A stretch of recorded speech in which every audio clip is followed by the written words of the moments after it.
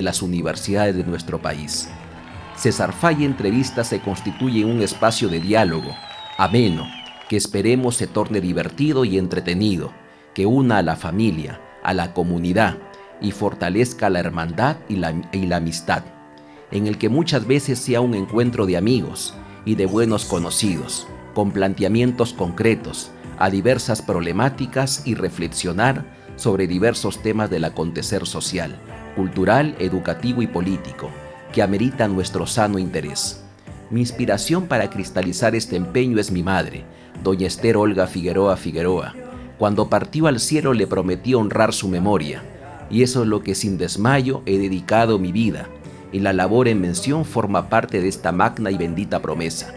Los invito con el mayor cariño y respeto a compartir todos los sábados de 10 de la mañana a 12 del mediodía nuestro programa en los 99.9 FM, así como a través de la página oficial de Facebook en su recurso de Facebook Live. Me siento feliz de volver y acompañarlos en sus sueños y nobles propósitos. Gracias a todos. Bien, esta ha sido mi reflexión respecto al inicio de nuestro programa César Falla Entrevista. Reitero, puedes encontrarlo en mi blog cesarfallafigueroa.blogspot.com. Quiero también saludar al Colegio de Periodistas del Perú, filial Lambayeque, quien ha producido su oficina de comunicaciones, esta hermosa revista con un registro histórico sumamente importante, un registro fotográfico de primera, fotos de décadas pasadas que enriquecen la cultura de esta hermosa institución del cual me honro en formar parte. Bien, ahora sí, Josecito, vamos a nuestro bloque, la entrevista. Atormentarse después, pero sobreviviré. Con ustedes, la entrevista en César Falla Entrevista.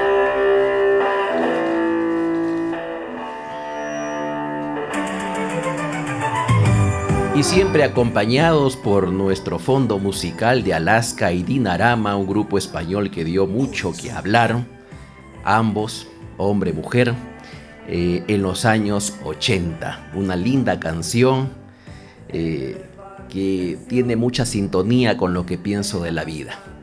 A veces para los seres humanos es muy difícil pedir perdón, pero hay que hacer lo posible por hacerlo, para vivir con la conciencia tranquila, sin ninguna carga y salir adelante. Estoy en compañía de una personalidad del acontecer institucional en nuestra provincia de Chachapoyas.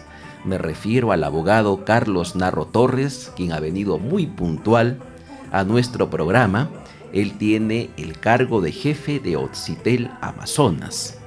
Es abogado con diplomado en gestión pública y diplomado en regulación de los servicios públicos de telecomunicaciones. Con él vamos a conversar sobre la importancia de esta notable entidad al servicio de la población de Chachapoyas y por supuesto de la región Amazonas. ¿Cómo está, amigo Carlos? Bienvenido.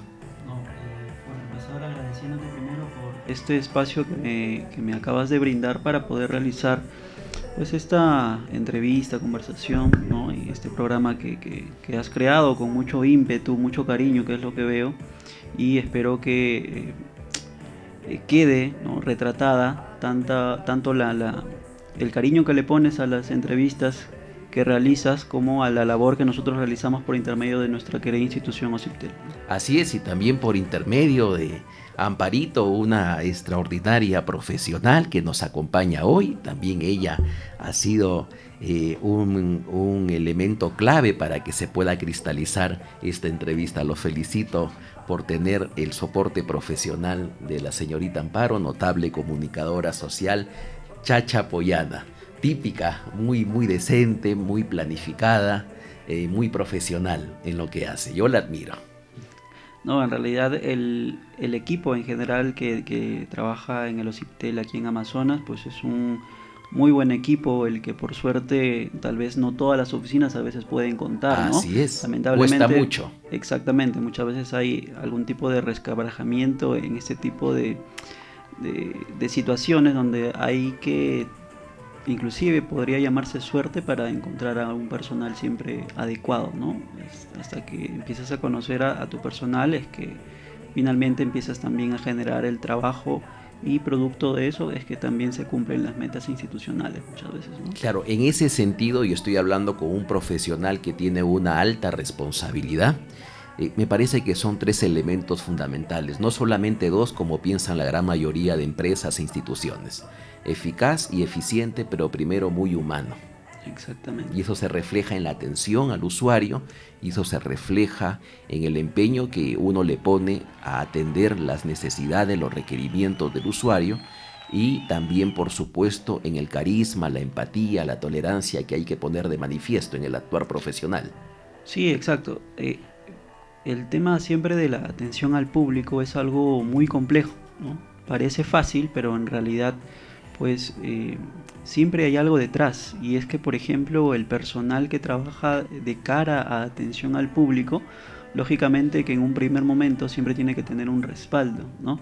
Y ese respaldo viene de la humanización que uno pueda tener dentro de la oficina para comprender toda la complejidad que pueda generar el hecho de que tienes personas con realidades completamente diferentes muchas veces, ¿no? Tenemos personal que, por ejemplo, está recién aprendiendo, practicando, ¿no? Tiene toda la expectativa de poder aprender y también el ahínco de querer ayudar al usuario de alguna u otra manera. Y eso es lo que caracteriza básicamente a nuestra oficina aquí en Amazonas. Y prácticamente sentir, entender no solamente la problemática que tiene el usuario cuando llega a nuestra oficina, sino también cuáles son las ideas que pueden aportar dentro de la institución como trabajadores de los OCIPTEL para poder ayudar y también flexibilizar algunas cosas que permitan que haya una mayor forma de atención al usuario, que no tome esa demora que muchas veces genera la insatisfacción, ¿no?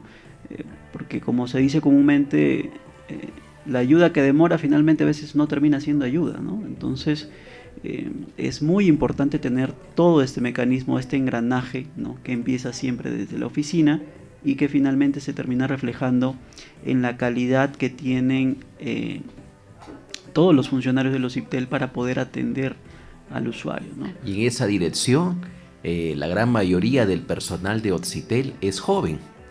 Entonces eso es muy rescatable, que están promoviendo a jóvenes profesionales, están dándole la oportunidad, y es bueno que la sangre joven ocupe los espacios públicos, porque las actitudes positivas son más visibles en una generación pasada que ya dio todo, ya dejó un legado, y es hora que ese legado pueda ser asumido por profesionales de esas características. Sí, prácticamente en realidad nuestra oficina se encuentra inmersa dentro de un límite de edad, ¿no? Muy joven, como tú lo has mencionado. Muchas veces esto puede generar inclusive algo de desconfianza, ¿no? Porque siempre la población puede pensar, o eres muy joven para hacer esto, o eres muy viejo para seguir haciéndolo, ¿no? Entonces, en realidad, no se trata tanto de la edad, sino de lo preparado que puedas estar para asumir, ¿no? La responsabilidad de un trabajo como el que realiza el OCIPTEL en este caso, y también, pues, cuál es el cariño, el empeño, ¿no? Y el esfuerzo que le pones a eso, porque todo termina sumando para finalmente la calidad de la atención que tiene que recibir el usuario. Y pues algo que caracteriza siempre a los jóvenes es el hecho de poder generar, ¿no? Nuevas formas de atención, o también esos nuevos puntos de vista que terminan generando, ¿no? Esa revolución, digámoslo así, en cuanto a lo que tenga que ver con algo reglamentado posiblemente, y que esté estructurado tal cual como está, ¿no? Romper esa barrera y finalmente terminar generando lo que desea el ciudadano de a pie, ¿no? Que es una mejor atención y sobre todo a su debido tiempo, ¿no? Y también generar capacidades de propuestas que Exactamente. emergen del propio personal. Y hablando de juventud, quiero saludar como siempre la presencia de Emerson, un notable egresado de la carrera profesional de Ciencias de la Comunicación de la Universidad Nacional Toribio Rodríguez de Mendoza, que forma parte importantísima de nuestro equipo de producción de CFTV. En algún momento lo vamos a presentar aquí en el programa, ojalá sea más tardecito. Y bueno, siempre agradecido por su presencia, infinitamente agradecido. ¿Qué se siente para Carlos Narro, tan joven, formar parte de Occitel y asumir un liderazgo importante que está dando que hablar para bien en nuestras Chachapoyas, tan exigente, una ciudad tan exigente? Exigente y con muchas complejidades en realidad, Así ¿no? Es un popurrí en realidad de muchas cosas dentro de la ciudad, de la región Amazonas que pues empezamos a conocer no solamente estando en el escritorio, sino saliendo a los lugares donde se necesita la presencia, ¿no? Hemos hecho viajes en realidad a los que no se ha podido llegar antes por un tema de pandemia, un tema de dificultades al momento de realizar la organización tal vez, ¿no? Por diferentes temas, pero hoy en día estamos tomando una iniciativa completamente diferente, que es no solamente realizar los trabajos detrás de un escritorio, sino también estar presente con la población, escuchar las molestias, inclusive a veces escuchar los gritos, las insatisfacciones que tiene el usuario, ¿no? Que muchas veces simplemente se deja guiar por información errada, ¿no? Y que genera ese malestar que uno, por más que le puede explicar la situación de cómo es en realidad, pues termina siempre habiendo ese sinsabor de que falta algo, ¿no? Ahora, respecto a tu pregunta, muy importante y un poco personal de cómo me siento, la verdad es que me siento muy feliz, ¿no? Yo llegué a Chachapoyas y me encanta la ciudad, es una ciudad muy bonita, muy tranquila, y su gente pues también refleja esa sensación que te da el llegar a la ciudad, ¿no? La responsabilidad sí es muy grande, pero no solamente soy yo, está todo mi equipo que trabaja en el Occitel y ellos son los que finalmente me han dado a mí el espaldarazo para yo poder sentirme no solamente cómodo, sino también sentirme con la capacidad, ¿no? De poder realizar todas estas acciones que venimos trabajando en conjunto, ¿no? No solamente soy yo, es todo mi equipo de trabajo y es gracias a ellos que finalmente mes a mes vamos cumpliendo las metas que nos corresponden, ¿no? Tengo el convencimiento que la comunicación asertiva cumple una labor capital en el desarrollo de sus funciones, porque son casos sobre casos, quejas sobre quejas, resolver inquietudes muchas veces complejas de parte del usuario. Entonces me parece que es vital y en el cual ustedes, estoy seguro, estarán capacitados constantemente en esa dirección. Exactamente, el OCIPTEL en realidad a nivel general, ¿no? Y sobre todo dentro del área que pertenecemos nosotros, que es la Dirección de Atención y Protección al Usuario, pues tenemos inclusive esa sutileza, ¿no? De poder aprender en conjunto con un psicólogo, ¿no? Muchas veces estudiar y entender cuando un usuario viene con un problema, ¿no? A nosotros normalmente nos toca ya un usuario cargado, ¿no? Un usuario que ya tiene el problema y que ya no sabe qué hacer. Que ya desbordó. Exactamente, ¿no? Entonces, tenemos esa capacidad de poder abordar al usuario de tal manera, ¿no? Que en primer lugar podamos hacerles entender de que han llegado al lugar correcto, ¿no? De que han llegado al lugar donde se les va a poder ayudar y finalmente se les va a terminar ayudando a quitar esa carga con la que han venido, ¿no?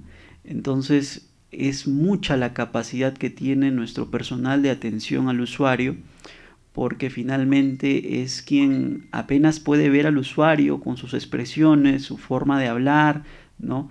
La forma en la que te puede mirar el usuario es que tú puedes entender cuál es su necesidad, cuál es su problema y tener ese tino para poder explicarle de manera correcta cuál es la forma en la que ese problema que el usuario lo siente muy complejo y que no se puede resolver, ¿no? Que finalmente hay una manera en realidad de cómo hacerlo, ¿no? Y en la que tiene claro, desde la óptica del usuario, de la mayoría de usuarios que ustedes atienden, la empresa operadora es la mala de la película y no quieren saber nada de ella. Y si fuera posible se desligaran de ella, sino que a veces por intereses y conveniencias y pertinencias de cada usuario le es difícil romper ese vínculo. A pesar del problema, lo mantienen, se subsana el problema y bueno, pero tienen un concepto bastante penoso de la empresa operadora y en ese contexto ustedes están desarrollando su trabajo. Exactamente. Hoy en día nos basamos mucho en el estudio de la data, ¿no? Los datos que arrojan no solamente la opinión del usuario, sino que también, por ejemplo, realizamos el monitoreo a las empresas operadoras de manera presencial. Estamos ahí viendo cómo atienden al usuario, cuál es la información que le brindan, si esto está acorde a la normativa que maneja el OCIPTEL, ¿no? Nosotros inclusive terminamos escuchando cosas que nos dejan muy sorprendidos como entidad reguladora, porque muchas veces nos dicen, yo tengo un reglamento interno, ¿no? Que de tal manera que sienten que está por encima de la normativa que brinda el OCIPTEL, que es el ente regulador, ¿no? Y finalmente eso es lo que termina generando la desinformación, ¿no? Porque el asesor que intenta venderte algo lo hace con tal convicción de que como usuario, ¿no? Puede que vengas inclusive preparado por el OCIPTEL porque recibiste algún tipo de información oficial, porque estuviste dentro de una capacitación, etcétera, pero muchas veces el vendedor tiene esa capacidad de poder convencerte, inclusive sin darte mayor detalle de lo que realmente estás por contratar, ¿no? Entonces, para nosotros siempre es muy importante la calidad de la información que recibe el usuario y también el hecho de poder tener esa precaución, porque siempre tenemos nosotros herramientas mediante las cuales el usuario puede ser precavido antes de realizar cualquier tipo de acción, contratación, trámite, solicitud, ¿no? No quiero que pase la entrevista sin hacer una pregunta que es la columna vertebral de este diálogo y que me parece el momento oportuno, porque hay mucho desconocimiento de parte de las instituciones del Estado y en especial de los órganos reguladores. ¿Cuál es la labor del organismo supervisor de inversión privada en telecomunicaciones, OCIPTEL? Tenemos funciones diversas en realidad, ¿no? Una función principal es la de normatizar la actividad, ¿no? La inversión privada, como dice el nombre del OCIPTEL, dentro del territorio peruano, y también el hecho de poder fiscalizar, ¿no? Fiscalizamos, también realizamos la solución de controversias, ¿no? ¿A nivel de qué? A nivel de empresas operadoras con otras entidades públicas o privadas. Y por último también tenemos esta función muy importante que es la de resolver los problemas de los usuarios mediante nuestro Tribunal Administrativo de Solución de Reclamos de Usuarios, que es el TRASU, ¿no? Quien finalmente es el que termina resolviendo en una segunda instancia cuando el usuario no recibe una respuesta satisfactoria o se encuentra insatisfecho con la respuesta que le brinda la empresa operadora, ¿no? Básicamente esas son las funciones principales del OCIPTEL. Ahora, si me preguntas cuál es la finalidad o cuál es la meta propósito que tiene, el propósito que tiene el OCIPTEL, básicamente es tener usuarios con poder, usuarios informados. Nosotros estamos muy convencidos de que si el usuario, ¿no?, es un usuario informado, la brecha del engaño va a ser cada vez menor. Y eso va a contribuir a que obviamente la satisfacción del usuario vaya en base a la exigencia que el usuario informado le pueda generar a la empresa operadora, porque básicamente siempre funciona así. Recordemos que las empresas operadoras son empresas privadas, ¿no? Y lógicamente que ellas van en base a también la realidad y la exigencia del territorio donde van a brindar el servicio, ¿no? Entonces es lo importante, aunque parezca minúsculo, el hecho de que un usuario se encuentre informado va a generar siempre la exigencia de que cualquier empresa privada en realidad te brinde un mejor servicio, ¿no? Tal vez voy a hacerle una pregunta malvada de mi parte con la dispensa del caso y la más compleja y difícil de este diálogo. No se trata de ello, se trata de pasarla bien y estamos conversando de lo más tranquilo y de manera propositiva, como es el propósito de este programa. ¿Por qué permitimos los peruanos en el idioma de Occitel los usuarios que nos engañen? Bueno, existe una gran brecha, lamentablemente, de acceso a la información, ¿no? Nosotros en el OCIPTEL nos encontramos completamente conscientes de que, por ejemplo, la realidad que existe para el acceso a la información en ciudades como Lima no es igual a la calidad o el acceso que puedas recibir en una provincia, ¿no? Mi carrera profesional la he terminado desarrollando en el OCIPTEL y te puedo especificar de que, por ejemplo, la realidad que vive Chachapoyas no es igual a la realidad que se puede vivir en la región, por ejemplo, de Ucayali, en Pucallpa, ¿no? Donde es la segunda región más grande del Perú y donde se encuentra mucha insatisfacción al usuario, pero no es solamente por el hecho de la calidad en el servicio que te brinda la empresa operadora, sino también en el hecho de que la información no termina siendo la correcta o la fidedigna que te brinda, en este caso el OCIPTEL, mediante la normativa propia, ¿no? Y esto es lo que termina generando que, lamentablemente, ¿no?, la desinformación o la información errada, la malintencionada, es la que muchas veces se termina esparciendo más rápido que la información correcta, ¿no? Y esto es lo que termina muchas veces generando que el usuario, ¿no?, te exija cosas que no están dentro de las funciones del OCIPTEL, ¿no? Lamentablemente esto es del día a día y nosotros lo comprendemos básicamente porque es parte de nuestra labor buscar siempre cómo informar al usuario, ¿no? Y es básicamente lo que realizamos. Entonces yo creo que como OCIPTEL cada día nos preocupamos más y contemplamos dentro de nuestras metas anuales el hecho de poder llegar a más usuarios que finalmente no tengan la información, es decir, los usuarios de a pie pues lógicamente no van a manejar la normativa como un abogado que trabaja en el OCIPTEL durante muchos años, ¿no? Pero creemos básicamente que si el usuario conoce como mínimo qué es el OCIPTEL, ¿no?, cuál es su función y cómo puedo acudir a ellos, ¿no?, antes de poder realizar cualquier tipo de acción, entonces se va a evitar muchísimos problemas en realidad, ¿no? Como te mencionaba hace poco, que nosotros generamos data, ¿no?, data que muchas veces no es conocida por el usuario. Por ejemplo, tenemos los rankings de calidad de atención al usuario por las empresas operadoras, ¿no?, donde por ejemplo tenemos en primer lugar a Vitel, que te brinda una calidad de atención muy por encima de lo esperado del usuario. Y tenemos pues lógicamente después a Entel, después tenemos a Claro y finalmente tenemos a Movistar. ¿Eso qué te dice finalmente, no? Que está la data, pero finalmente, aunque esté, muchas veces no termina llegando al usuario, porque ese trabajo lo hacemos no para las empresas, no para los funcionarios de los OCIPTEL, sino para el usuario de a pie.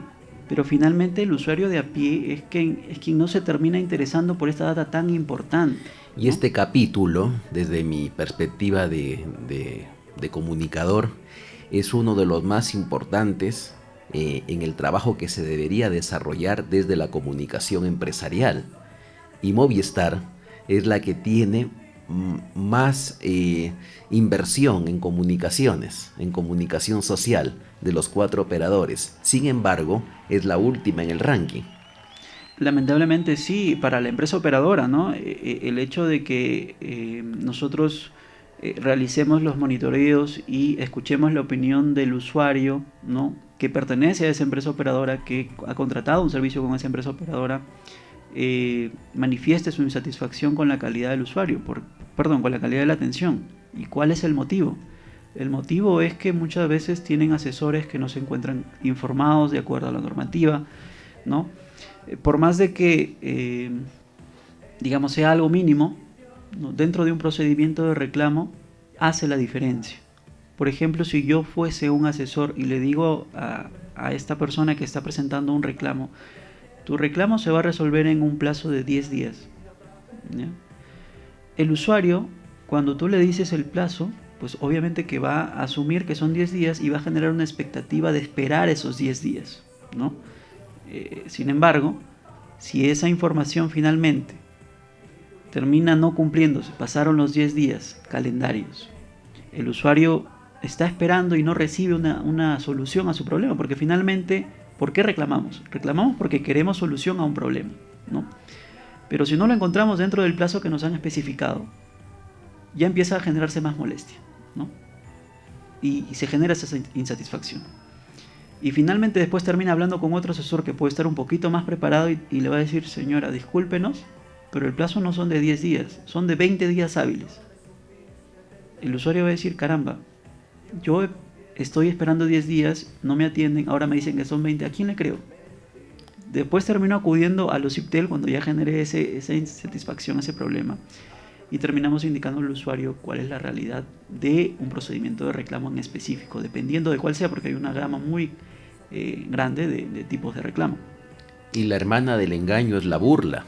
Exactamente. Entonces, ¿no? También permitimos que se burle de nosotros. Exactamente, porque finalmente cuando te dan esa mala información, la otra persona que te pueda aclarar el hecho te puede simplemente colgar la llamada y decirte, señora, ¿sabe qué? Ese es el plazo. Y te cuelgan la llamada. Y nosotros hemos escuchado ese tipo de casos, ¿no? Presenciamos ese tipo de problemas y lógicamente que ahí nuestra dirección de fiscalización es quien realiza finalmente el trabajo de las sanciones administrativas hacia las empresas operadoras. Y disculpen los operadores, en especial la mencionada, mucho en esta entrevista, no podíamos esperar menos, porque también permitimos, y también hay una participación de Occitel en este trabajo a futuro, a partir de este alcance que les estoy dando, que un robot nos conteste la llamada. Eso ha generado... Si la comunicación por naturaleza es interpersonal. Eso ha generado no solamente el hecho de que el usuario se encuentre con una brecha, por así decirlo, ¿no? Digamos que las empresas operadoras siempre están buscando la vanguardia, revolucionar el tema de la calidad de la atención, el hecho de poder agilizar las atenciones, porque son miles, hablamos de miles de millones en realidad, diariamente que se atienden a nivel telefónico por parte de todas las empresas operadoras, ¿no? Entonces, el hecho de buscar agilizar, ¿no? Eso, muchas veces, si no se hace de manera correcta, termina generando un entrampamiento para el usuario que no está acostumbrado a poder utilizar correctamente esos famosos bots, ¿no?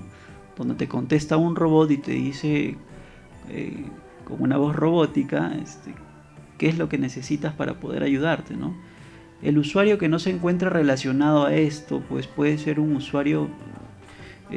Y no tiene por qué encontrarse vinculado a ello. Exactamente, ¿no? El usuario no tiene la obligación de tener esa vinculación con la actualidad, porque finalmente el usuario es que el que acude a la empresa operadora es para que le den la atención debida por parte de una persona, y eso nos lo ha manifestado muchísimo, ¿no?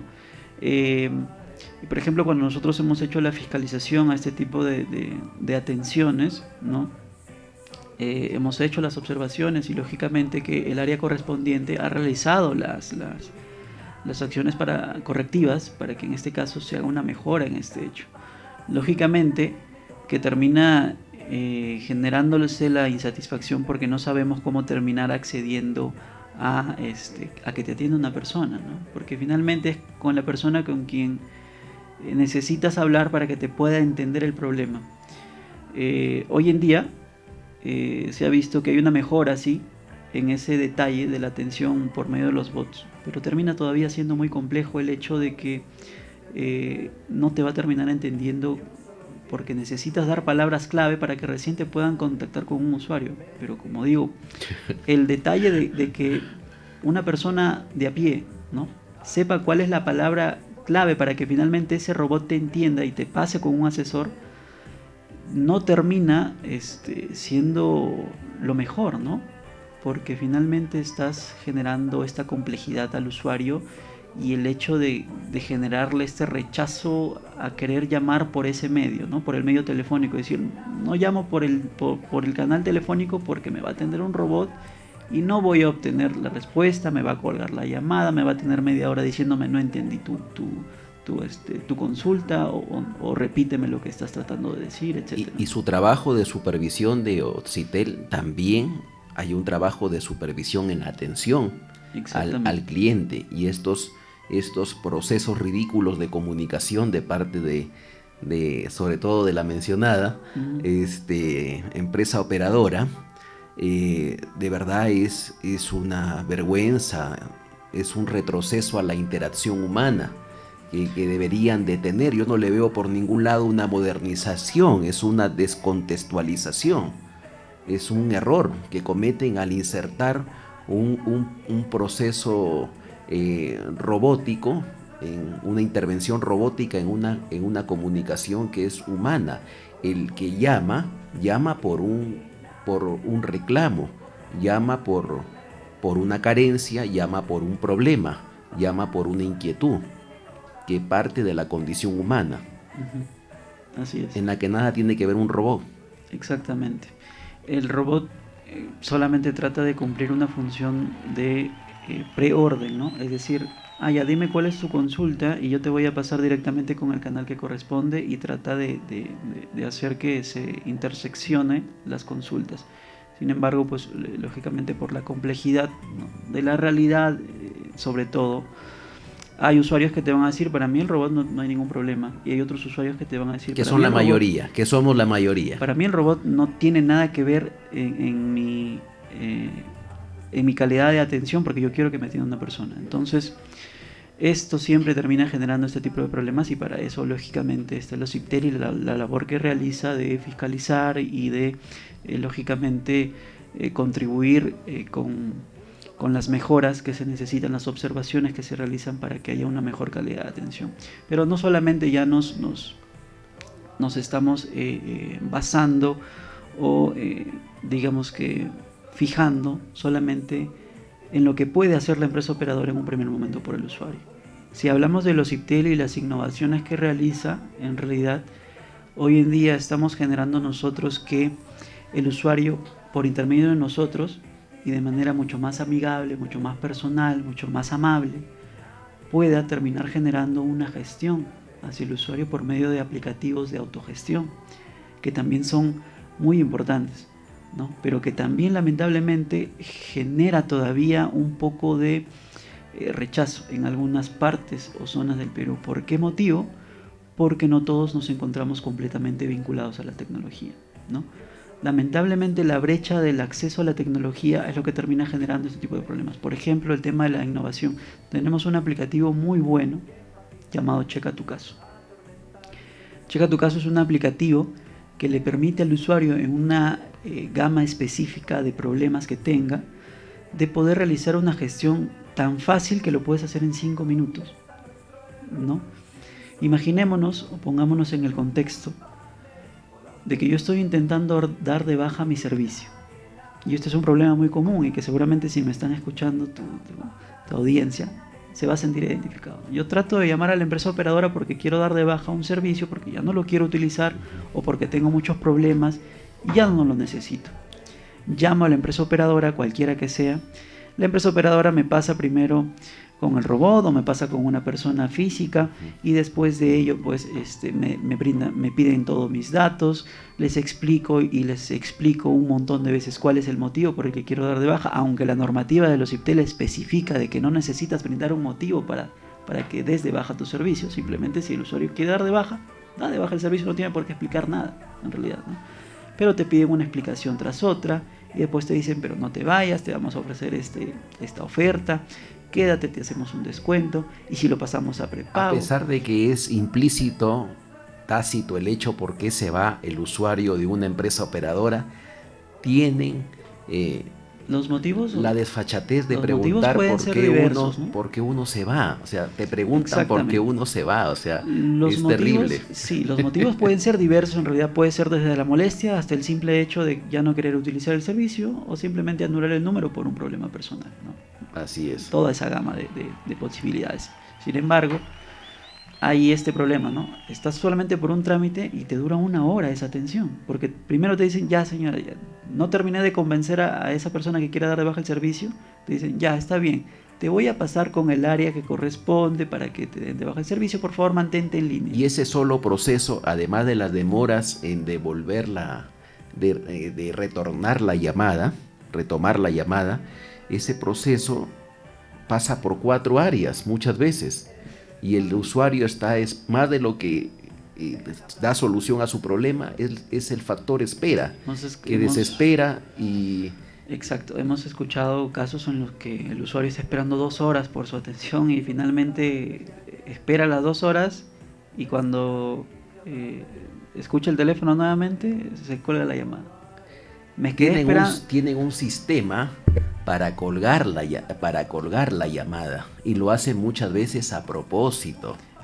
Podemos entender de que cuando llegan al área que corresponde para la baja del servicio, muchas veces el asesor termina dejándote en espera y cuando ya pasó el tiempo de espera simplemente te cuelga la llamada, ¿no? Entonces, basándonos en ese ejemplo... Eso lo viví hace 2 días con mi celular. Caramba, te invito a que puedas acudir con nosotros para ayudarte de manera inmediata. No, ustedes me resolvieron un caso muy difícil. Y en gratitud a eso es que los he invitado para resaltar la labor de Oxitel. Hice 25 llamadas. Wow.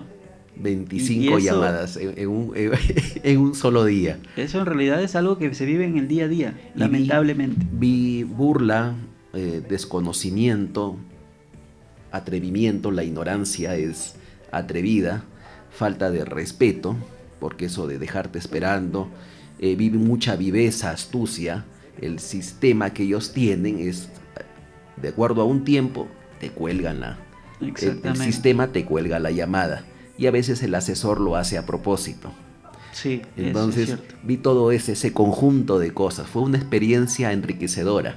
De algún modo u otro para alguna persona puede ser enriquecedora porque finalmente eso muchas veces termina haciendo que el usuario llegue al Oxitel, ¿no? Así para es. bien o para mal terminas llegando al Oxitel y en el Oxitel encuentras ya una forma diferente de atención. Así es. Y bueno, para terminar de encuadrar la ejemplificación que te estaba indicando, nos podemos en ese escenario, imaginémonos, ¿no?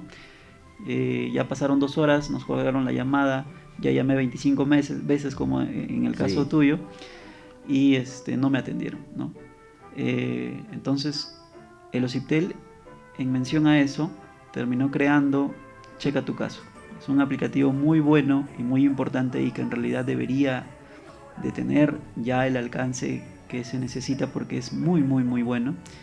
Y es que si yo tengo ese problema, simplemente ingreso, coloco en el internet, checa tu caso, se abre la página y lo único que necesito hacer es tener un correo electrónico y lógicamente saber mis datos del DNI. Me registro y una vez que yo creo el registro también cuál es mi servicio. Una vez que registro cuál es mi servicio, yo ya tengo la amplia gama de poder autogestionar con la empresa operadora todo el problema que tenga. En el caso específico de la baja del servicio, yo puedo decir que no me han atendido la baja. Entonces simplemente registro mi servicio, luego digo que con fecha tal no me atendieron, registro la solicitud de baja y la empresa operadora en un plazo máximo de 3 días hábiles tiene que darle atención a esa gestión. Y con eso se soluciona.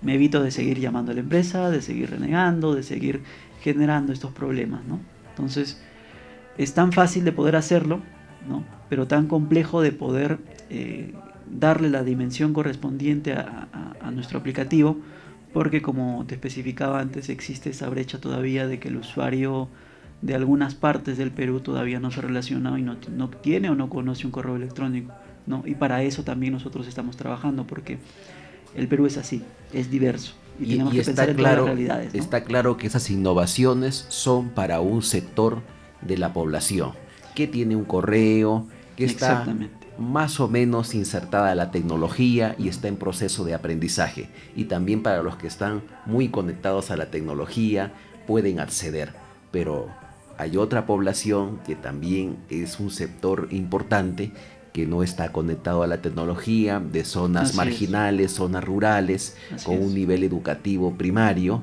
y sin nivel educativo, que pues es imposible pedirle un correo electrónico.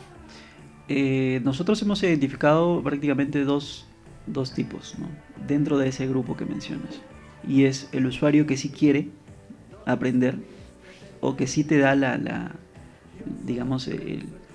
facilidad de que tú puedas enseñarle cómo hacerlo, y el usuario que finalmente dice no, yo me niego a esto, ¿no? Yo no lo quiero hacer, no me interesa. Dentro de los usuarios que sí les interesa el hecho de que, independientemente de si se encuentran en una zona rural, si se encuentran en la misma capital, etcétera, nosotros cumplimos el trabajo no solamente de que porque el aplicativo está ahí, entra tú y hazlo, ¿no? Nosotros invitamos a los usuarios que conozcan el aplicativo, y si tienen problemas para poder registrarse, nosotros mismos lo registramos y le hacemos el seguimiento al problema, que es algo muy importante también, ¿no? Porque no solamente está el hecho de decir, ¿sabes qué? Aquí está el aplicativo, utilízalo. Si no sabes cómo hacerlo, investiga, etc. No. En el OCIPTEL lo que se hace siempre es acompañar al usuario, ¿no? Somos como un papá muy cariñoso. Simplemente no le damos la herramienta, sino que le enseñamos cómo usarla, y en el hecho de que haya esa complejidad para no solamente el acceso, pero el usuario tenga esa, digamos, esas ganas de querer estar y aprender, o de que sus problemas se solucionen por el intermedio de algo tan fácil. Simplemente muchas veces nos dicen, no, yo no tengo correo, pero mi hijo sí. ¿Te doy el correo de mi hijo? ¿Está bien? No hay ningún problema, señor, está perfecto, ¿no?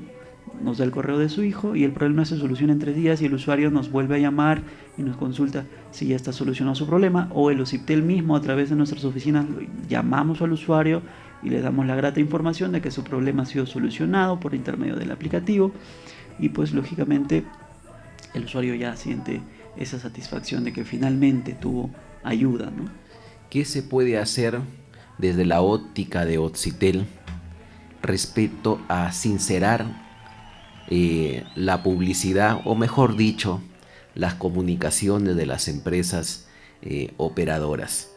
Uno va, hace un contrato como usuario con una empresa operadora determinada y le señalan, este es su paquete, estos atributos va a tener, estas características va a tener el servicio, tiene tantos megas, entre otras bondades, y al final pasan 2, 3 meses, porque al primer mes no se ve el problema, es una luna de miel con la empresa operadora. Segundo, tercer mes, encontramos problemas. Lo más característico, te dicen 80 soles mensuales y te salen cobrando 100. Ya. Eso es una pregunta muy común que nos hacen, y que se, digamos, se interpreta de muchas formas, y está dentro de varias temáticas. La primera, la complejidad de un contrato. Antes, si no vamos a 5 años nada más atrás, los contratos eran de 13 páginas donde te decían, bueno, este es el contrato, señor, firme, ¿no? Letras muy muy pequeñitas, una gran cantidad de hojas que obviamente que el usuario no lo va a leer. No hay usuario que en realidad, si hacemos una encuesta, que diga yo sí lo he leído antes de firmar, ¿no? El usuario simplemente lo firma y lo entrega. Hoy en día eso ha cambiado, y es lo que muchas veces poca gente sabe, lamentablemente, y nosotros lamentamos mucho que esta información no sea de conocimiento masivo, en realidad, ¿no? Los contratos cortos se llaman ahora, los contratos cortos que desarrolló el OCIPTEL, ¿no?, desde hace ya 2 años, en realidad han generado que los contratos solamente tengan 2 caras, y la información principal, la que necesita saber el usuario, que es cuánto va a pagar, si el contrato viene con equipo o sin equipo, de cuántos meses es el condicionamiento que permanezcas para el uso del servicio con el equipo, de cuál es la velocidad de subida, de bajada, de cuántos megas o gigas tiene tu plan, cuántos minutos, si es para llamadas internacionales o no. Todos esos detalles principales que el usuario necesita saber, inclusive cuál es, si tienes derecho a la suspensión del servicio, si tienes derecho a la baja del servicio. Todos esos detalles en realidad se encuentran de ese contrato corto. Son solamente 2 caras, donde las letras están suficientemente grandes como para que te puedas fijar que está tu nombre, el nombre del plan y todo lo demás que tenga que ver principalmente con ese hecho de conocer qué es lo que estás contratando, ¿no? ¿Qué es lo que sucede? Es muy complejo, y es que existen mecanismos de contratación también, ¿no? Telefónicamente existe un tipo de contratación que es por medio del audio, donde tú dices sí acepto, y donde la empresa operadora lógicamente tiene la obligación de leerte de manera clara y precisa qué es lo que estás contratando, ¿no? Su contrato le enviamos a su correo electrónico. Exactamente. No te lo lee. No. en realidad la normativa dice que sí tiene que leer el contrato. Pero no lo hace. Ahora, si no lo hacen, ¿cuál es el detalle? Que si la empresa operadora te exige algo que no está dentro del contrato, porque eso es lo que caracteriza a la contratación por teléfono, y es que te tenga que decir, si la empresa operadora por teléfono, y las llamadas están grabadas lógicamente, si a ti la empresa operadora te dice, el plan por promoción por 12 meses es para que tengas un plan de 100 soles pero pagues 20, ¿ya? Si eso está dentro del contrato y eso está en el audio, uno tiene que presentar su reclamo por incumplimiento de condiciones contractuales, en realidad. Por eso ¿no? es tan peligroso asumir contratos con las empresas operadoras por teléfono. Tiene sus ventajas y puede tener sus desventajas. Más desventajas, diría yo. Podría especificarse de que sí, pero sin embargo no solamente está el contrato por el audio, sino que también, como lo has mencionado muy correctamente, está el hecho de que la empresa operadora está en la obligación de emitir o enviarte ese contrato al correo electrónico. Si lo haces de manera presencial, en realidad la empresa operadora debería darte en ese mismo momento ese contrato corto para que lo puedas firmar, porque debes de tener conocimiento de lo que estás haciendo. Y debería tener la paciencia, que muchas veces no la tiene, de que el usuario con calma lea todo el texto y eso del también contrato. Depende mucho de qué tan empoderado esté el usuario, por eso es que ahí nosotros nos abocamos a eso, ¿no? Si existe un usuario empoderado, informado, va a ser muy difícil que un asesor te imponga lo que él quiere, porque básicamente conoces tus derechos, ¿no? Y si un asesor simplemente, imaginémonos que te entrega la hoja del contrato corto y tú estás por verlo tranquilamente, ¿no? Si el asesor te dice, señora, apúrese porque tengo otra persona que atender, discúlpame, yo estoy ejerciendo mi derecho a poder leer mi contrato antes de firmar. Yo no voy a firmar algo que no está dentro de mi contrato. Esa sola falta de respeto amerita un libro de reclamaciones. Lógicamente, ¿no? Entonces, tengamos el hecho de que todo termina generándose un engranaje donde el conocimiento forma parte del pilar, ¿no? El tiempo se fue volando. Tengo una última pregunta que me interesa porque usted es un profesional muy observador y planificado. Lo he visto en el transcurrir de esta entrevista. ¿Cuál es su impresión de nuestro programa? Bueno, en realidad creo que es un programa muy ameno, muy abierto, y a pesar de lo complejo que se pueda tocar en el tema, ¿no? Siempre hay ese profesionalismo y esa cordialidad para dar las preguntas de manera específica, ¿no? Donde se sabe escuchar y no se interrumpe tanto. Y eso es algo muy importante siempre dentro de las entrevistas a nivel personal. Es algo que creo que muchas veces falta.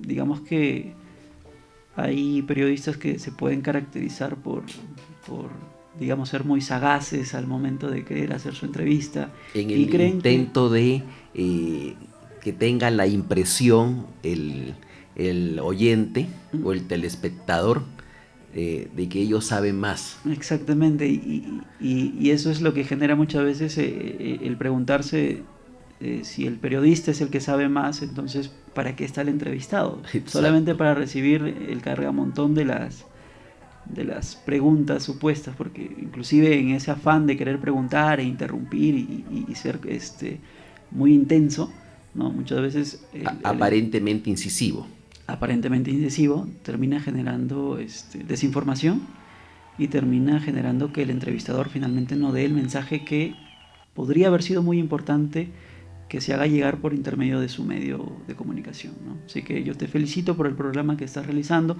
Espero esta no sea la última vez en la que pueda estar presente en tu programa, donde podamos tocar otros temas relacionados a los IPTEL, porque finalmente a nosotros lo que nos interesa mucho es el hecho de que más usuarios se vean vinculados con el OSIPTEL y acudan a nosotros para resolver problemas, como lo hiciste tú en su momento, y pues eso es lo que básicamente queremos, ¿no?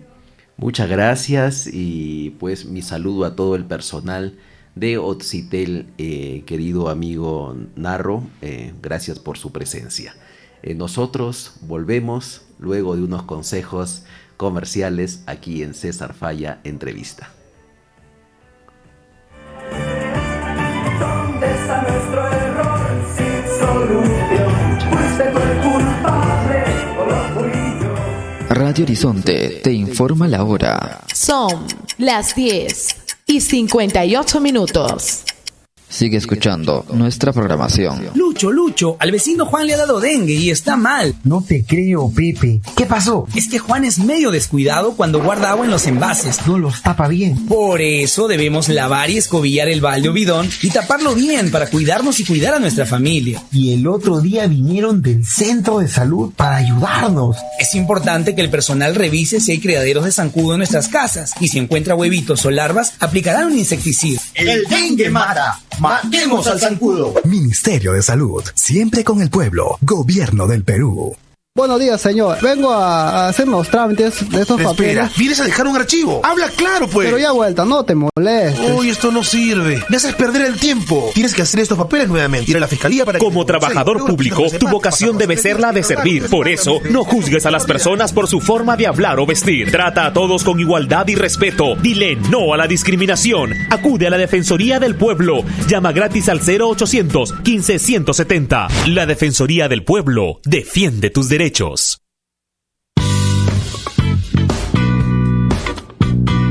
Publicita tu marca o negocio en nuestro programa César Falla Entrevista. Comunícate al número de celular y WhatsApp 948530-538. El éxito de tu negocio está garantizado.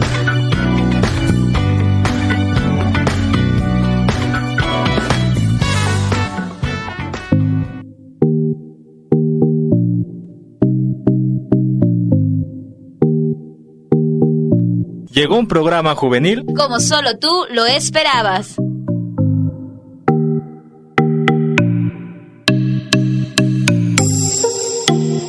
En el que compartiremos de buena música, temas formativos, además dialogaremos sobre la realidad de los jóvenes en nuestros días y su compromiso con la Iglesia Católica.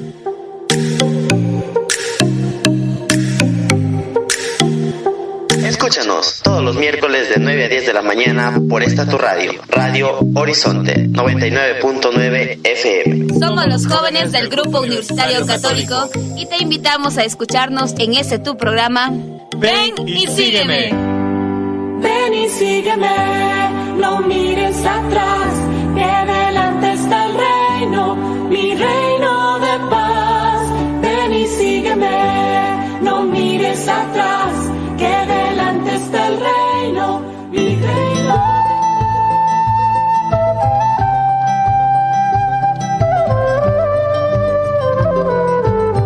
Hola, hola amigos y amigas, jóvenes y señoritas de toda nuestra diócesis de Chachapoyas y de las parroquias. Les invitamos a la Expo Vocacional. Te esperamos para compartir juntos la alegría en nombre de Cristo Jesús.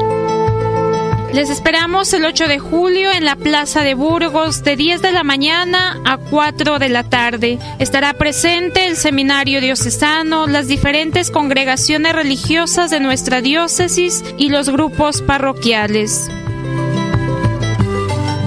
Ese día tendremos distintas actividades tales como entrevistas, presentación de danzas, conciertos de coros, juegos, venta de comidas, sorteos y otras sorpresas. Ven y participa con distintos jóvenes de la diócesis. 1000 abrazos y nos veremos ese día. Sin miedo abrazo y sigo tus pasos, busco el camino, voy peregrino. Sin miedo me confío en tu gracia, me pongo en marcha, tu amor me basta. Sin miedo abrazo, sigo tus pasos.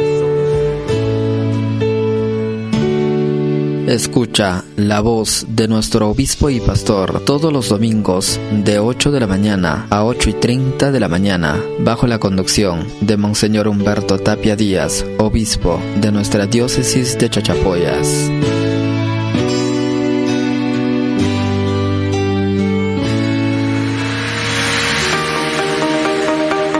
Grabación de spot radiales para su institución y empresa. Comunícate al número de celular y de WhatsApp 948530-538 con el comunicador social César Falla. Experiencia comprobada.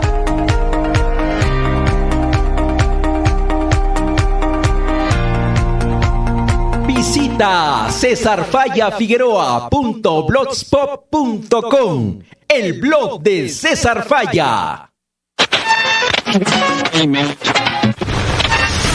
La piratería radial es un delito. Está penado hasta con 8 años de cárcel. Anunciar en una emisora ilegal puede costarle caro. Evite multas y sanciones. No se deje sorprender. No anuncie en radios ilegales.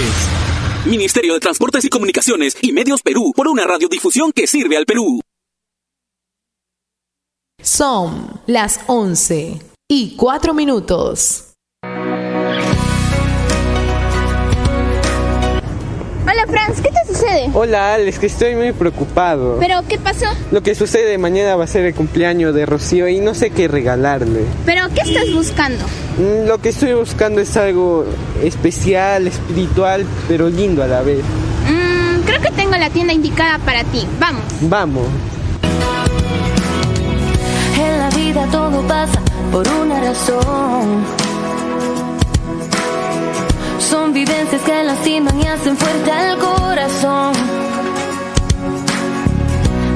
Bienvenidos a la tiendita de Lupita, un lugar donde podrás encontrar polos con imágenes religiosas, imágenes con las distintas advocaciones religiosas, peluches de tus santos favoritos, libros, estampitas y Biblias que te pueden ayudar y acompañar en tu formación espiritual. Ubícanos en el Parque de Belén, en las intersecciones de Triunfo y Unión. Deja atrás tu sufrimiento, no lo dejes para mañana, solo vive. Visita cesarfalla.com, la página web de César Falla Figueroa.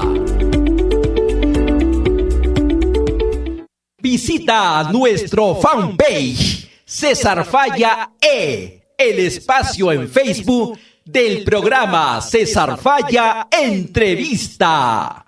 Radio Horizonte te informa la hora. Son las 11:06. Sigue escuchando nuestra programación. Estás en sintonía de César Falla Entrevista, un programa producido por CFTV.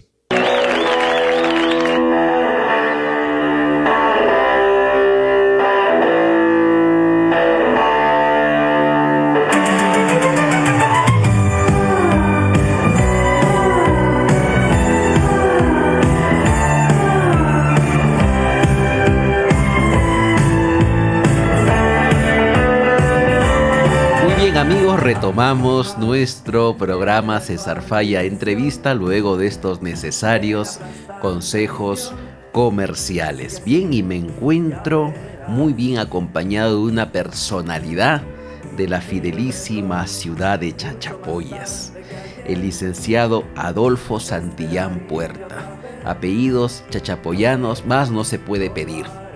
Santillán es el equivalente a Falla, por ejemplo, en Lambayeque. Son apellidos de gran categoría, Santillán.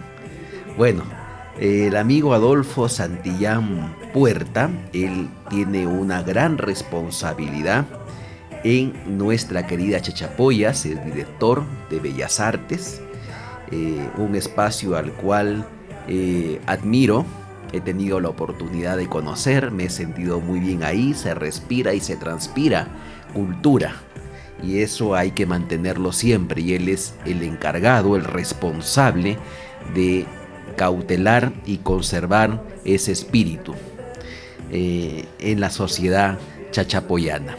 Y él es profesor de la Escuela Nacional Superior Autónoma de Bellas Artes, profesor de Educación Artística, licenciado en Educación Secundaria, especialidad Historia y Geografía de la Universidad Federico Villarreal, y abogado egresado de la Universidad Alas Peruanas de la Facultad de Derecho y Ciencias Políticas, conservador de las tradiciones religiosas de la localidad de Chachapoyas, restaurador de esculturas, pianista también quiero que nos invite a conversar ello, y compositor religioso. A mí el hecho de cultivar, que usted cultive, por ejemplo, la música vinculada al piano, me es muy familiar porque tengo un ancestro, Manuel de Falla, notable pianista español. Y bueno, queridos amigos, me honro en presentar a don Adolfo Santillán. ¿Cómo le va, amigo Adolfo? Bienvenido. Gracias, Cecita, por tu invitación. Es un orgullo estar aquí en tu programa que tiene mayor sintonía, y realmente para mí es un afecto estar a través de los micrófonos de Radio Horizonte, comunicándome con toda la población y tus radioescuchas. Porque hizo de su vida una vida comprometida, vinculada con el arte. ¿Por qué lo decidió así?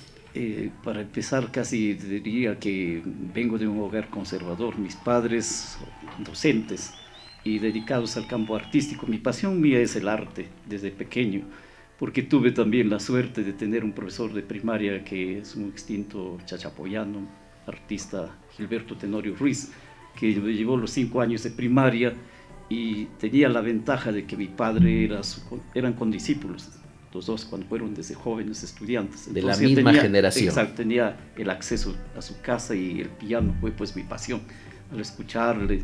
Y mi padre también era artista, trabajaba también en restauraciones, profesor también de arte, y pues todas esas cosas se inculcaron en mi espíritu de formación, y cuando ya terminé joven ya pues me dediqué a estudiar esta carrera. No puedo con mi inquietud periodística. ¿Qué significa el piano en su vida? Gracias por la pregunta. Esa es realmente mi pasión y mi vida, porque el piano siempre desde joven, cuando lo escuché la primera vez, me quedó en mi mente los sonidos del piano que me llamaban la atención. Era algo que era una pasión única al escucharlo y querer ejecutar. Entonces mi profesor de primaria, que le comenté, Gilberto Tenorio, empezó conmigo desde la edad de 11 años. 8 años fue, pero no tanto, pero a los 11 ya estaba más dedicado plenamente. Entonces desde ahí empecé yo a seguir con las clases de piano, y hasta que el mismo piano con que empecé me lo vendió mi profesor, y ahora lo tengo en mi propiedad. Es una reliquia. Es una reliquia para mí, es parte, como le digo a mi hija, es parte de mi vida. Yo por ese piano tengo desde edad de niño una pasión única. Tal vez el factor de belleza que es connatural al piano, tal vez eso fue lo que lo sedujo, la belleza. Exacto, 2 cosas me indujeron ahí. Uno, la belleza del instrumento, que es único en su género, que no es tan común. Por el instrumento y por lo que emite, la melodía que emite. La vibración de sus notas, las notas musicales, pues no da. Yo cuando tuve alguna temporada que el piano estaba en problemas, tuve la ventaja de tener varios instrumentos electrónicos con registro de piano, pero nunca dan al original, que es un piano de madera, ¿no? Con cuerdas. Claro. Por más mejor marca que tenga el Yamaha, todo, bueno, el coro, no dan a ese registro musical.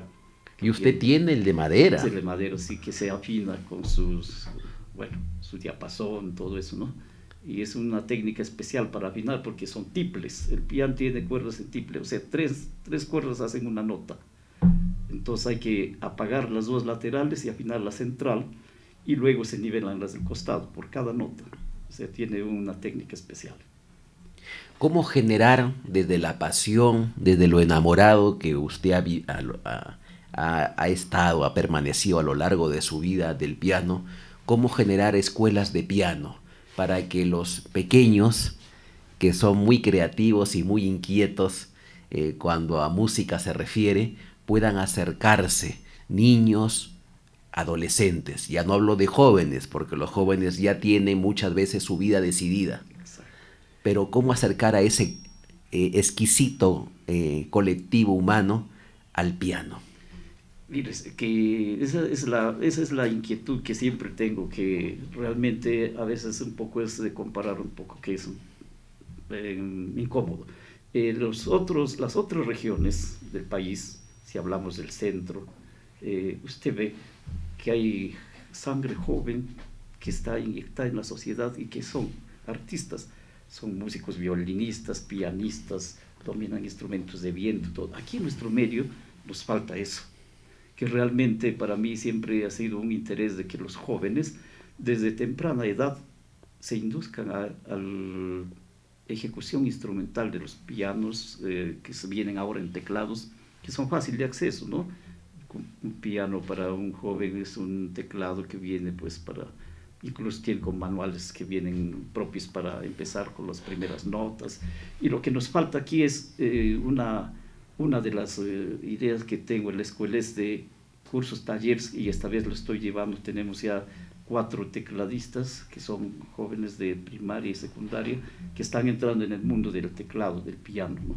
Entonces la idea es de que al futuro tengamos aquí por lo menos una sinfónica, y ya es una idea de que el gobernador una orquesta sinfónica. Sí, es un interés que ya se pactó con el Ministerio de Cultura hacer en Chachapoyas una orquesta sinfónica, pero tiene etapas.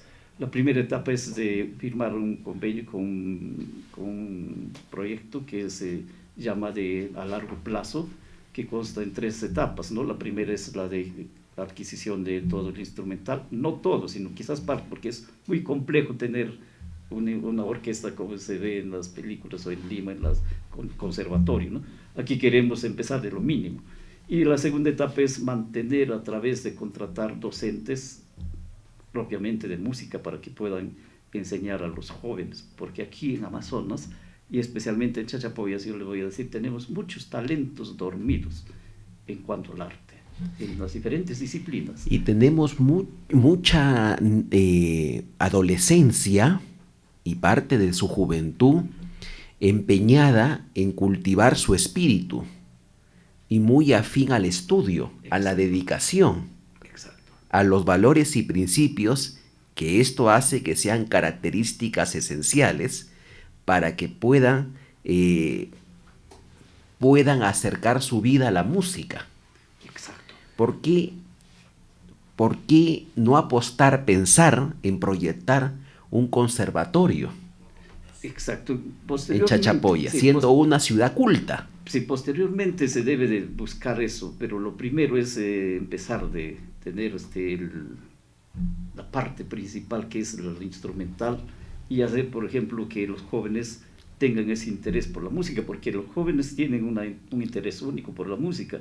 Si no están con la música, uno está pues cantando, bueno, en fin, ¿no? Otros optan por la guitarra, pero yo le voy a decir con sinceridad de que aquí falta un poco más de que las autoridades inviertan en los campos artísticos que hay, y nosotros lo estamos haciendo desde la escuela, y hemos empezado y tenemos ya ahora 5 talleres funcionando, ¿no? Dentro de esta música. En música tenemos, por ejemplo, ejecución instrumental de piano o teclado, guitarra, tenemos los instrumentos de viento, zampoña, quena, y estamos implementando violín, que sea uno de los instrumentos que ahora está pegando en la juventud.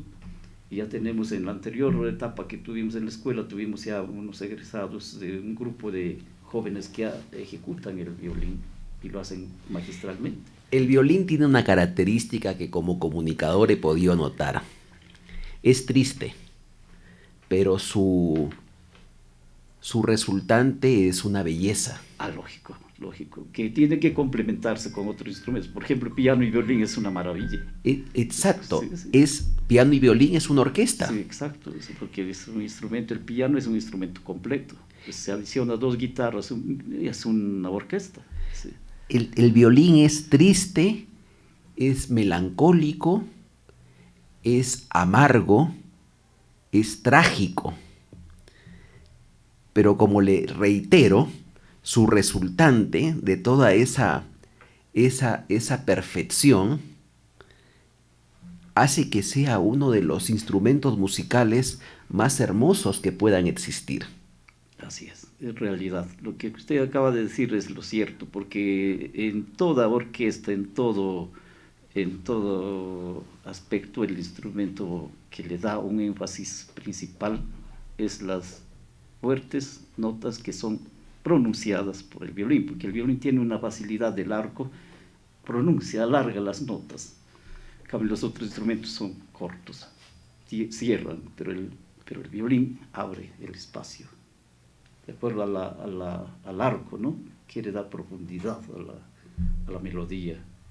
Entonces, lo que hacemos también con el piano, si yo pongo el pedal, suelto las notas y abro, pero más tiene el violín, porque tiene más ventaja de los dedos hacer la vibración, ¿no?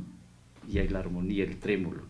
Y el violín, muy de la mano con lo que he dicho primero y lo que usted ha ilustrado a la perfección, tiene una característica determinante: prolonga y agudiza la tristeza, la tragedia, y en esa prolongación y agudización y profundización de la tragedia es que lo hace un instrumento musical maravilloso, exclusivo, es exquisito, y alcanza su perfección y finura.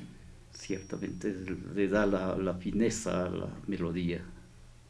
Lógico que siempre se caracteriza más a la voz del soprano con el violín, porque son la misma altura en las escalas musicales.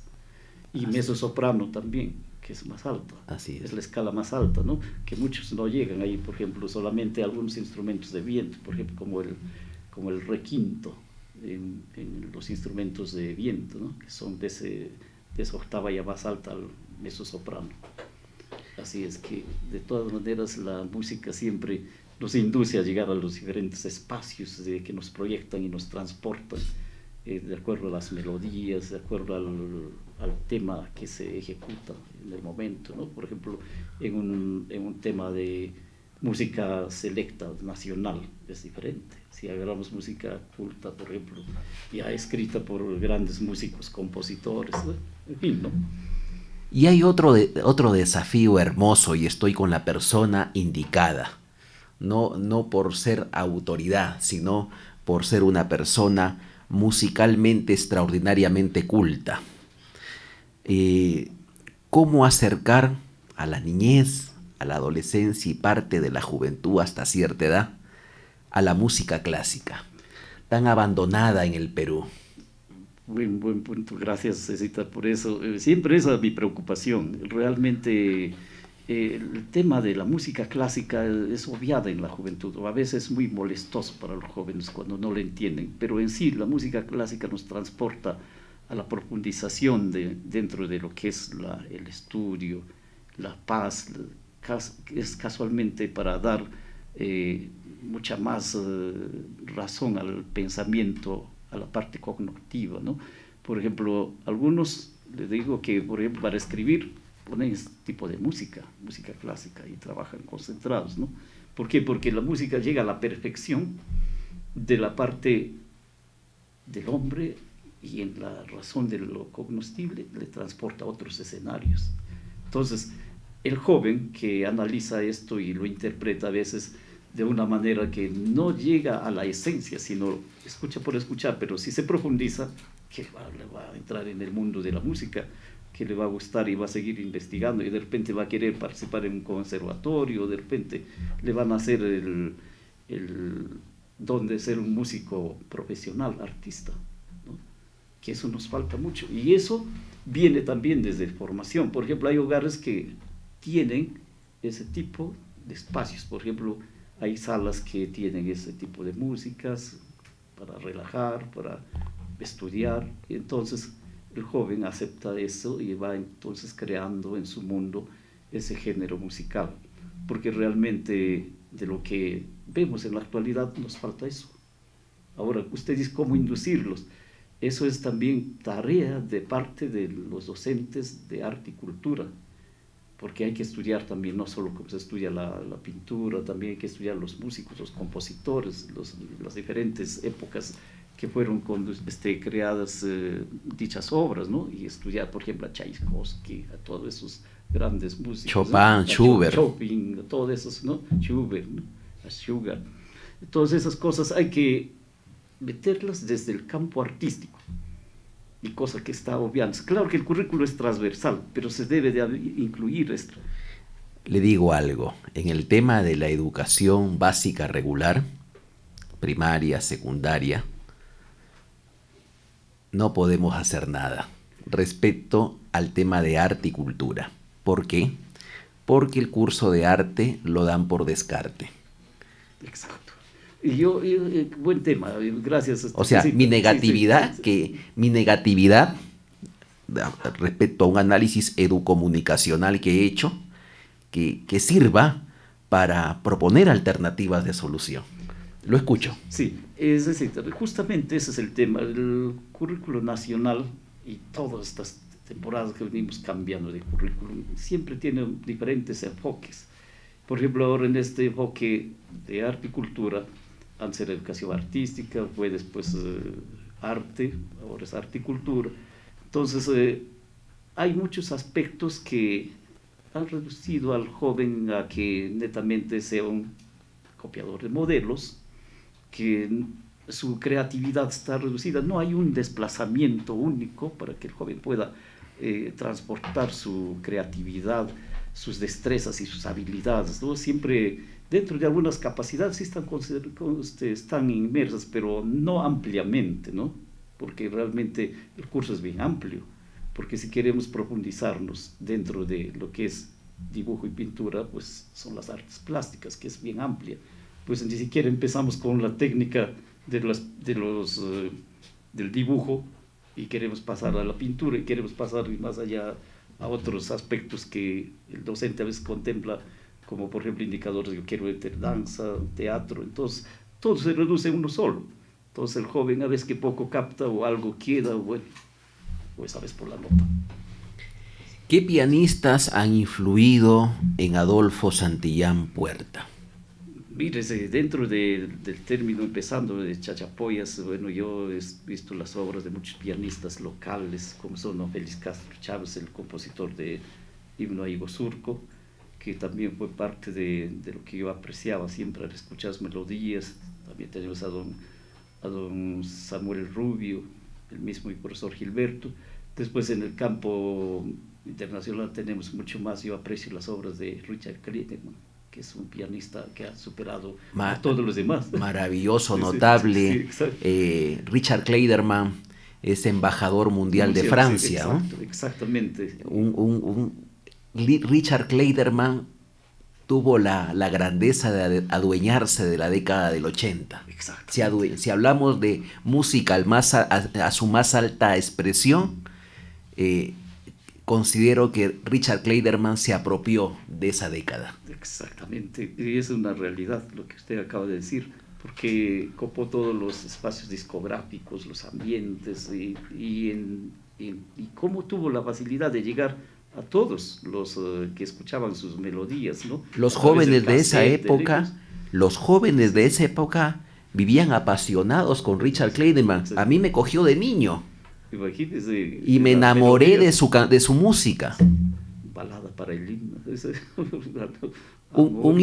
Balada para el himno es un himno mundial. Exacto, ese es el himno mundial que lo caracterizamos, y bien dicho, bien catalogado por usted, y realmente si vamos haríamos de repente abierta una especie de opinión mundial, todos darían por ello, porque ha calado en todo el mundo.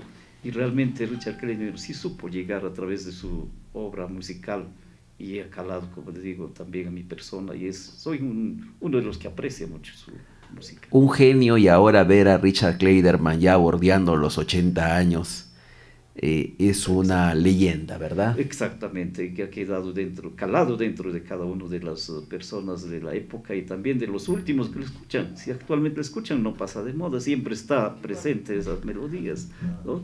Gracias por traer a esta entrevista a Richard Clayderman, pero quiero preguntarle a un cultor del piano respecto a la presencia de Manuel de Falla. ¿Qué rol cumplió en la cosmovisión pianista Manuel de Falla? Mi ancestro.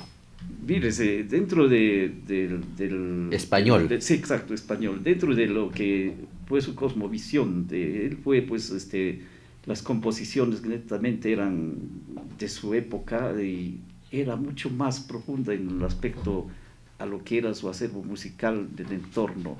Él estaba mucho dado en los temas netamente españoles que han trascendido. No recuerdo el tema exacto, a ver si me ayuda este tema que fue su bandera de él. Pues, no lo recuerdo en estos momentos. Mire, entonces, él tenía algo de un contraste que hizo con lo flamenco, con el ritmo flamenco, con lo que era la jota aragonesa. Entonces, una composición que esa fue como el tema que salió de él, y con eso conquistó muchos escenarios. Entonces, yo tuve la oportunidad de leer algunas partituras de él y realmente tiene muchos aspectos que él contempla dentro de la música, porque ha llegado a un aspecto casi tridimensional en algunas partes de su composición, porque es un poco complicadito, podríamos decir, ¿no? Porque tiene muchas pulsas, tiene muchos contrastes dentro de las escalas musicales. Esa es la característica que no tienen los demás, que bueno, por ejemplo, si analizamos las partituras de Richard Clayderman, son un poco más fáciles de captar, más didácticas, pero las otras para leerlas tienen un poco más de complicación. Se necesita cierto nivel cultural, ¿verdad? Exacto, musical, para poder leer esas partituras y poderlas también interpretarlas. Sí. Esa es la diferencia que tendría dentro de ella, dentro del contexto y dentro de sus composiciones y de todo lo que ha llegado al mundo pianista. Y es un pianista que realmente ha calado, diferencia con los demás que se pueden estudiar. ¿Podemos considerar a Manuel de Falla como un emblema de la música al más alto nivel desde España? Bueno, yo desde sí lo que España ha aportado a la música. Bueno, yo sí diría que sí, se puede es ya para mí un emblema dentro de la música a nivel del piano, porque a la altura de él no hemos tenido otros pianistas que han llegado, excepto ya a nivel último de estas décadas, solamente que hablamos de Richard Clayderman, porque los demás pianistas no han llegado a superar esto, salvo que los demás, bueno, no han hecho unas escrituras propias para piano, sino que ya son para orquestas. En cambio, las escrituras de piano que ha hecho él son netamente obras propias para piano. Genuinas. Genuinas, exactamente. Así es. Lo genuino, el factor genuino que se ha ido perdiendo en la, si podemos decirlo, hay situaciones que no tienen por qué nombrarse así, pero lo genuino que se ha ido perdiendo en la creación musical. Exactamente, porque hay evolución también dentro de la música, ¿no?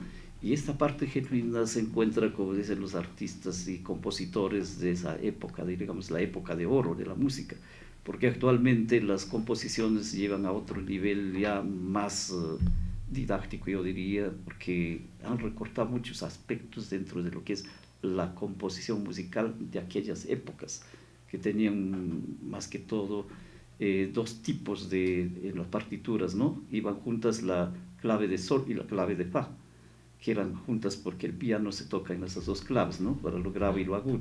Pero actualmente solamente ponen solamente la clave de sol y lo demás ya queda en el aire para que uno haga arreglos, bueno.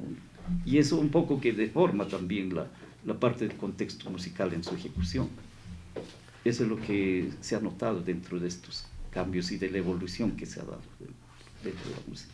¿Qué significa para Adolfo Santillán Puerta asumir el desafío de dirigir nuestra hermosa Escuela de Bellas Artes en la provincia de Chachapoyas? Buena la pregunta, y siempre esa es mi pasión. Yo soy un apasionado del arte. Realmente quiero hacerle una pequeña historia de esto, ¿no? La Escuela de Bellas Artes nace por una decisión de unos socios del COPRA, el Comité de Progreso de Amazonas, se llamaba esa vez, que estaba conformado por muchos chachapoyanos con intereses de desarrollo, ¿no? Y ellos adquirieron un local, terreno para su institución. Este local ha funcionado por mucho tiempo, desde la década de los 70, 73, 74, así, pero llegó a un tope de que ya no dio para más por motivos de que muchos de los que estaban allí han fallecido, han viajado, y entonces el Comité de Progreso de Amazonas quedó un poco ya a la deriva. Entonces sus socios optan por obsequiar el local al gobierno regional, una donación al gobierno regional, las cuales la hacen con la única intención de que se cree la Escuela de Bellas Artes en Chachapoyas.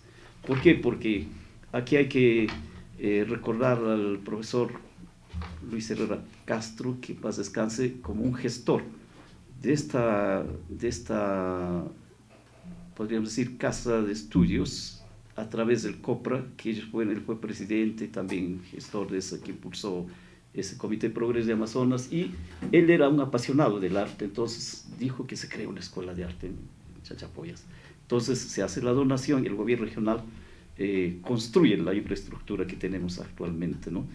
Esta infraestructura dio paso a que también se hagan las gestiones para crear la Escuela de Bellas Artes en Chachapoyas. El 2006 se crea la escuela como una filial de la INSABAP Lima, ¿no?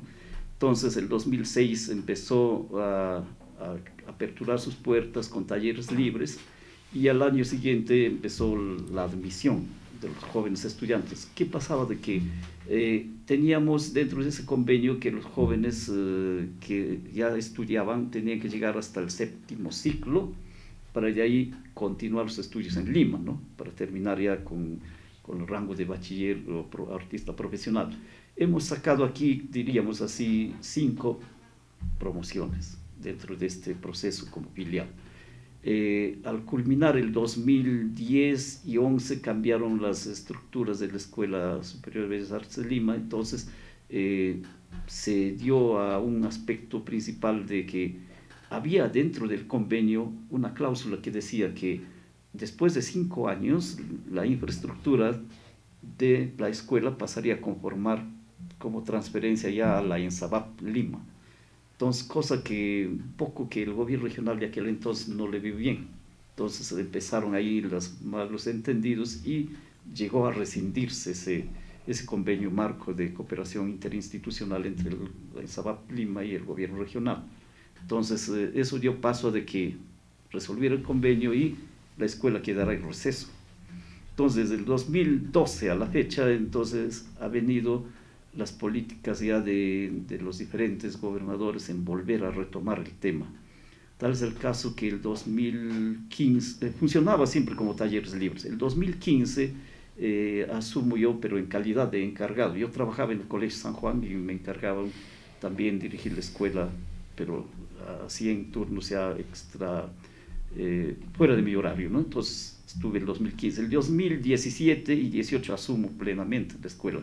Entonces, con la gestión del gobernador Gilmer Horna desde entonces, logramos hacer un PDI, ¿no? Se hizo una hoja de ruta para poder crear la escuela, y esa hoja de ruta nos condujo a que se cree una mesa técnica para poder trabajar todo lo que es el proyecto de desarrollo institucional, ¿no? Dentro de ello teníamos que hacer un diagnóstico situacional, ¿no?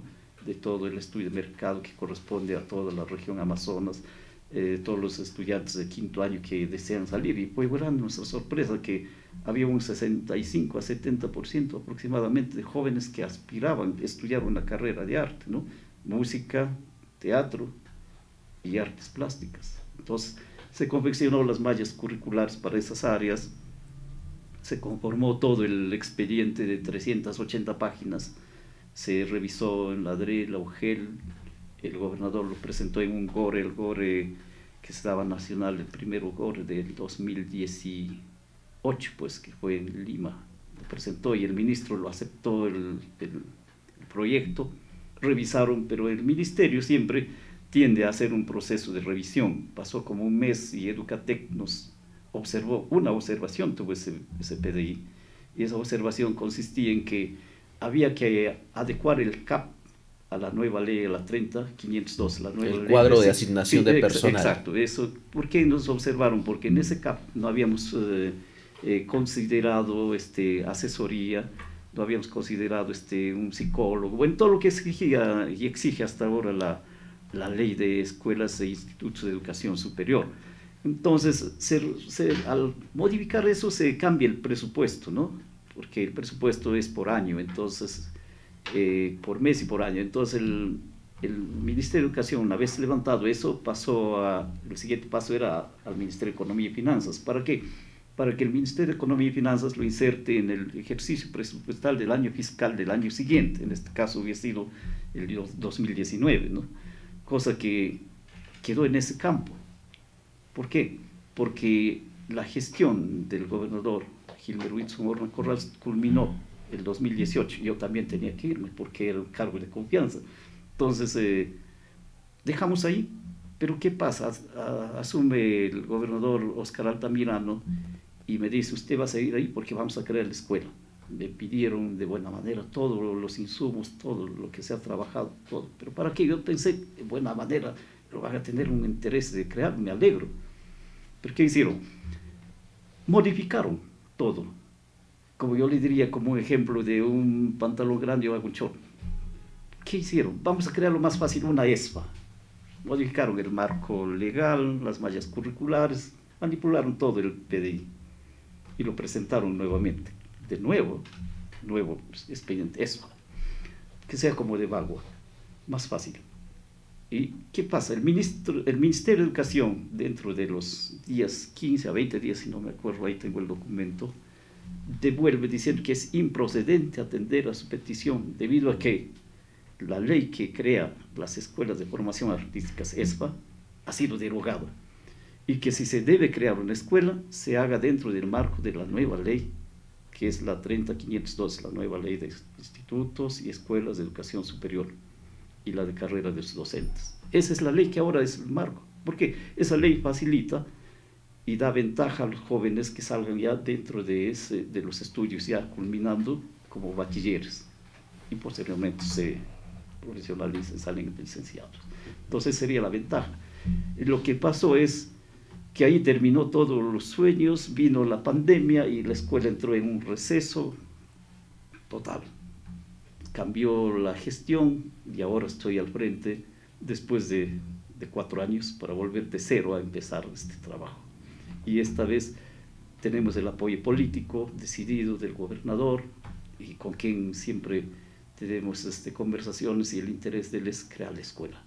Y yo creo que estamos empezando con los cimientos, ya estamos trabajando la hoja de ruta y posiblemente ya se instale en el transcurso de los meses la mesa técnica para seguir el trabajo nuevamente. Eso es a grandes rasgos lo que estamos asumiendo, un reto que realmente es una pasión también para poder dejar a la ciudad con una escuela donde los jóvenes aspirantes al arte lleguen a hacer su carrera. Y sería lindo porque es todo un escenario precioso, la Escuela de Bellas Artes de Chachapoyas, se pueda promover visitas guiadas. Exactamente. Que la población pueda acercarse, que la sienta como su casa. Y pienso que a partir de su dirección, en ese camino va. Y hay que afianzarnos en ese camino. ¿Qué actividades viene desarrollando en la actualidad la Escuela de Bellas Artes? Actualmente estamos desarrollando tenemos un plan de trabajo, un PAT, ¿no? Que es para todo este año, que ha sido ya aprobado, se ha hecho ya con todos los debidos aspectos que considera los campus artísticos, y tenemos 5 talleres ahorita funcionando, ¿no? Dentro de ellos es dibujo y pintura, ¿no? Que es el taller de artes plásticas. Tenemos música también, como ya lo comenté al principio, tenemos varios instrumentos que están para que los jóvenes puedan aprender, porque contamos con un licenciado en música que lo está dictando este curso, el curso taller. Después tenemos danzas, en danzas también ya tenemos un docente que es especialista en danzas, y tenemos un taller también de danza terapia para los mayores, que es por la noche. Y lo novedoso de esto que hemos insertado en el plan de trabajo es un taller de textilería con acabados con iconografía Chachapoyas, que es un taller que va a consolidar la identidad de lo que es entre la textilería, que está perdiendo, ¿no? Por ejemplo, la urdimbre con palos, ¿no? El tejido a palos, ¿no? Que es una técnica ancestral que mucho está teniendo que ver dentro del aspecto del turismo, el arte y la cultura. Entonces eso hemos considerado para personas que netamente son mayores y también jóvenes que aspiran tener este tipo de aprendizaje y les apasiona la textilería, porque también está adecuándose a la utilería, ¿no? En prendas de vestir, en diferentes aspectos que se pueda dar utilidad, ¿no? Hacer bolsos en sí, hacer fajines, bueno. Entonces esos son los 5 talleres que tengo y lo que estamos haciendo también es una proyección a la comunidad. Dentro de ellos tenemos, por ejemplo, áreas que estamos dando ventaja a los jóvenes que están apasionados en hacer sus ensayos en las calles. Entonces nosotros los estamos albergando para que tengan un espacio donde puedan ellos hacer a tranquilidad sus ensayos, desplazando sus destrezas para hacer sus coreografías. Bueno, y la otra parte es un apoyo que estamos haciendo con las instituciones, ¿no? Ahorita estamos trabajando con la institución educativa Virgen Asunta y también estamos a punto de firmar un convenio con el Colegio San Juan. ¿Qué consiste esto? Los profesores de educación de arte y cultura van a hacer una selección de sus jóvenes que tienen más aptitudes para el dibujo, la pintura, el canto, la música. Estos jóvenes los vamos a traer a la Escuela de Bellas Artes. ¿Para qué? Para mejorar sus técnicas y para dar mejor prestancia a su aprendizaje, ¿no? Por ejemplo, desde Virgen Asunta vienen de danza, de dibujo y pintura. Entonces tenemos los espacios que en horarios extracurriculares nosotros les damos los espacios por la tarde. Y es interdiario, no es todos los días, ¿no? Lunes, miércoles y viernes. Entonces son 2 horas pedagógicas, o sea, 1 hora y media. Entonces los jóvenes tienen ahí los espacios para desplegar sus habilidades artísticas. Hay un lindo escenario en Chachapoyas que no me canso de recorrer y que me apasiona y fue uno de los factores que me enamoró de esta ciudad, su Jirón Amazonas. El Jirón Amazonas, excelente. Jirón que tendríamos que todos concordar, unir esfuerzos, no solamente Bellas Artes, Dirección Desconcentrada de Cultura, entre otras instituciones, para que sea un paseo de la cultura. Excelente. Esa es la ¿Qué idea. Tendríamos que hacer para llegar a ello? Eso es lo que siempre pienso y estoy a punto. Bueno, como ha evocado usted, y en buena hora, ¿no? Estamos involucrados varias instituciones dentro de ello, ¿no? También está DIRCETUR, la Dirección Desconcentrada de Cultura, la Escuela de Bellas Artes. Ambos tenemos afinidad en lo que es el arte, la cultura, ¿no? Y lo que es el Jirón Amazonas es un lugar, pues, apropiadamente, ¿no? Y anoche caminaba y veía unos artistas ahí tocando, otros haciendo... Y hay chispazos de lo que le estoy conversando. Sí, exacto, y eso la gente ve, porque para mí sería se generan las condiciones. Una vitrina para colocar ahí nuestros artistas que puedan hacer de toda índole. Su presentación, exactamente, ¿no? En danza, en música, una galería de pintura, por ahí, presentar otros eventos pequeños, ¿no? En cada de esas esquinas. Esa es la idea que estoy madurando. Lo que falta es articular con los sectores que tenemos, estamos involucrados en este tema para poder ahí presentar muchas cosas. Y para mí sería importante, bueno, que ya estamos cerca dentro del Raimi Yachta, sería pues proyectarnos para agosto, porque mires, para agosto yo estoy también, valga la oportunidad de que tenga este medio para decir que, bueno, todavía no lo soltamos la convocatoria. En agosto pienso hacer el festival, en septiembre, el Festival de Danzas, un Festidanzas con instituciones educativas. Y en el mes de noviembre, en la creación política de Amazonas, pensamos hacer un concurso de chumaichada interinstituciones educativas. Entonces, ¿para qué? Para fomentar la identidad de nuestra cultura a través del baile, ¿no? Y la chumaichada es uno de los bailes que es, pues, elegantes y que es nuestro baile bandera, ¿no? Eso es lo que tenemos en mente para poder presentar. La chumaichada es un baile de salón de altísimo y exquisito nivel. Exactamente, es una fusión de la cuadrilla francesa con el baile de los pasos del cachua andino, ¿no? Y que le dan una armonía con el conjunto de coreografías que tiene y la música. Aunque la música era monótona, pero ahora últimamente el 2016, creo, don Germán Cuyán Herrera, también de feliz recordación, que en paz descanse, sino hizo una producción musical donde le dio más prestancia a este tema de la chumaichada, lo acondicionó otras melodías con arreglos y le dio base más agradable a la música para expresarse los pasos de la coreografía, ¿no? Es uno de los bailes que estos ojos han podido ver más hermosos que he visto, realmente, y sí. de una elegancia espiritual. Y eso, lo que les digo es, tenemos que cultivar en los jóvenes. ¿Para qué? Para que siga persistiendo en el tiempo. La chumaichada es un baile elegante que es atractivo para los jóvenes. Yo quisiera ver una presentación de chumaichada de niños, jóvenes y adultos, ¿no? Sería un pasacalle precioso con presentación, ¿no? A lo largo podemos hacer eso, pero vamos a empezar a cimentar esto. ¿Para qué? Para que la juventud valore, porque primero hay que valorar lo nuestro para poder difundirlo. Si no valoramos lo nuestro, no vamos a poder difundir. Primero es lo nuestro, y luego viene lo demás. Y en ese recorrido de la conversación, no voy a irme muy allá, no voy a ir a España, por ejemplo, y toda su explosión cultural y artística, pero sí nos podemos fijar en México, que nos une lazos culturales ancestrales.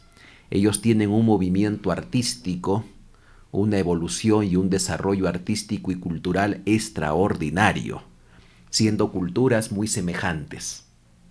La maya azteca con la inca y sus diversas expresiones y corrientes culturales.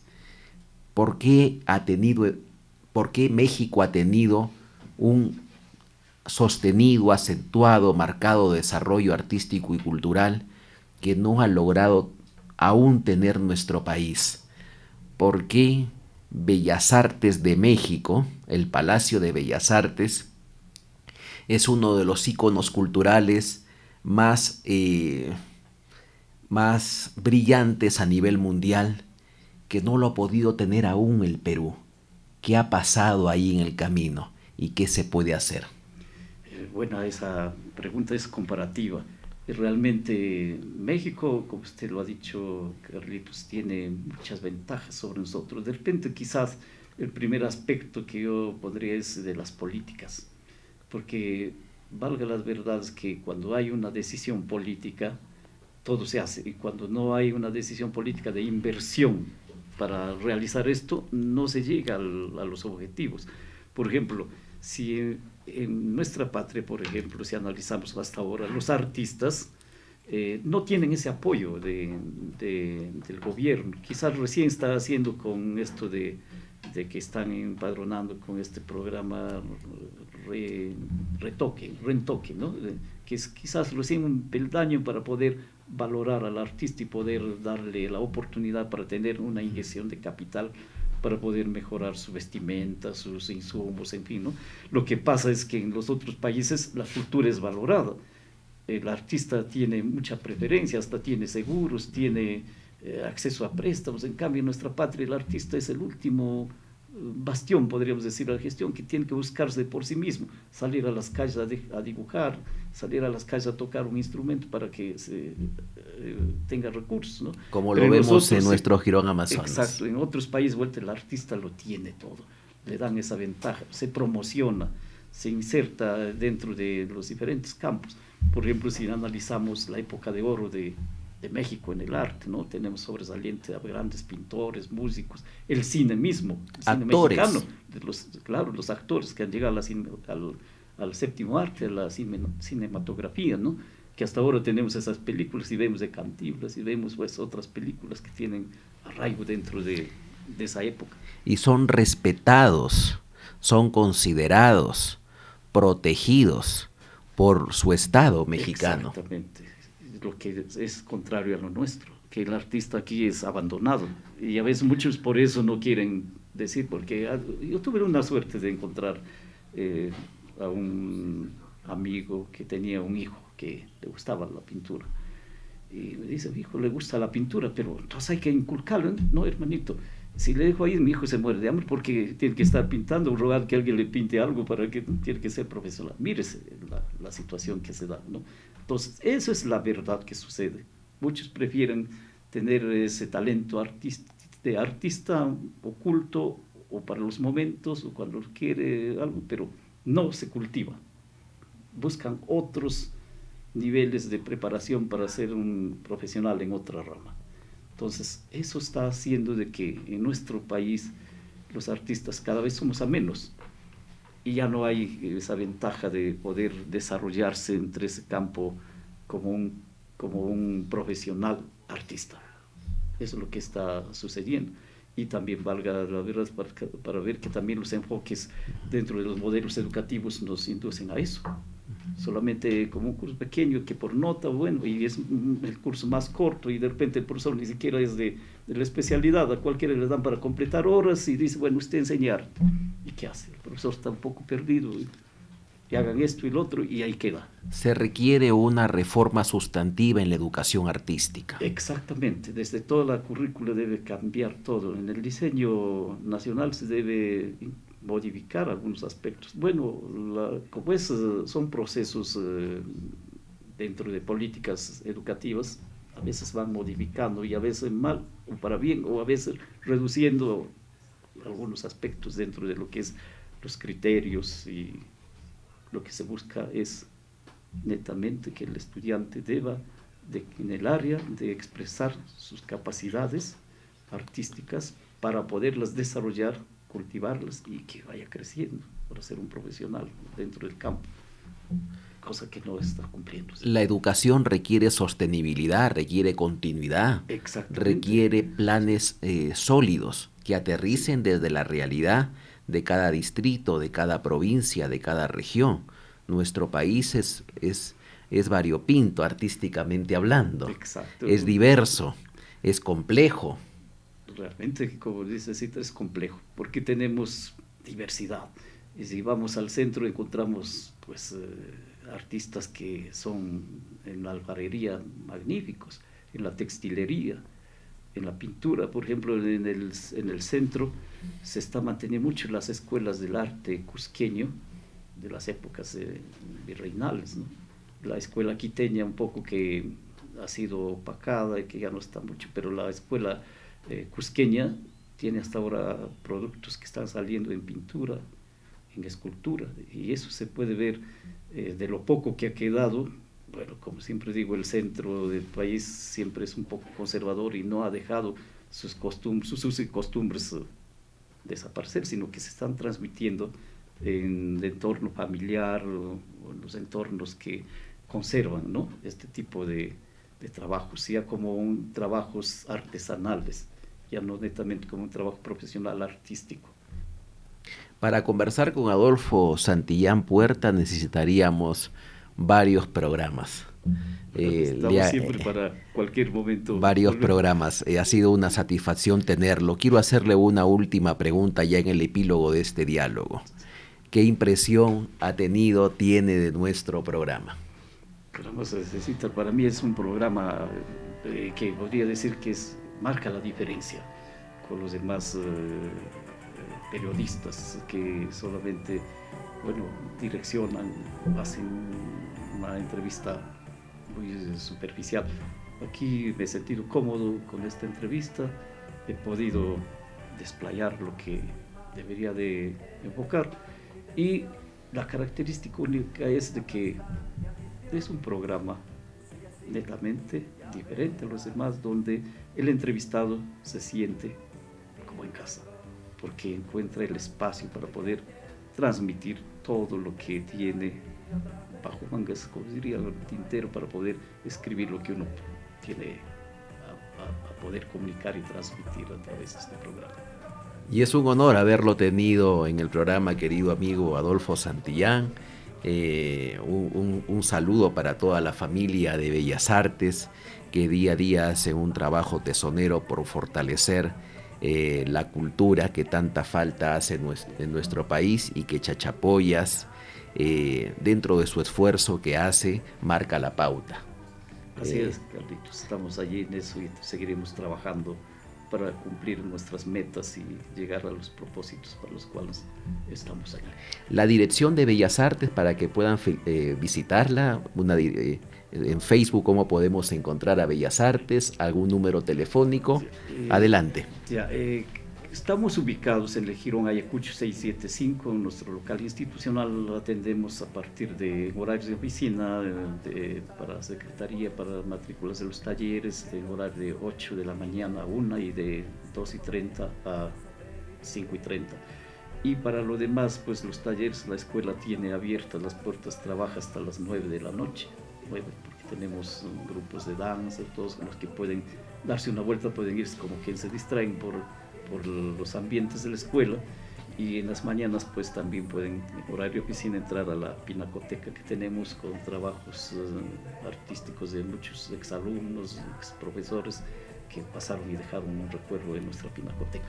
Y de primerísimo nivel, soy testigo de ello. Muchas gracias, amigo Adolfo, por su presencia en César Falla Entrevista. Nosotros volvemos el próximo sábado, Dios mediante, con más personalidades, con más personajes, con más historias.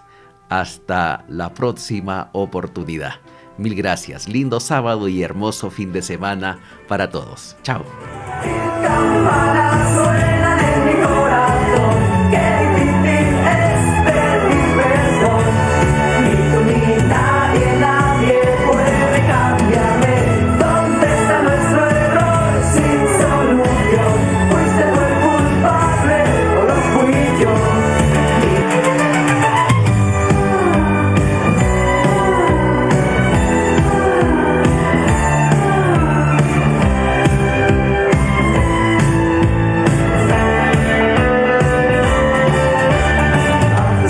Esta fue una jornada periodística muy especial de César Falla Entrevista. Nos volvemos a encontrar la próxima semana. Muchas gracias por su fiel sintonía. Permiso.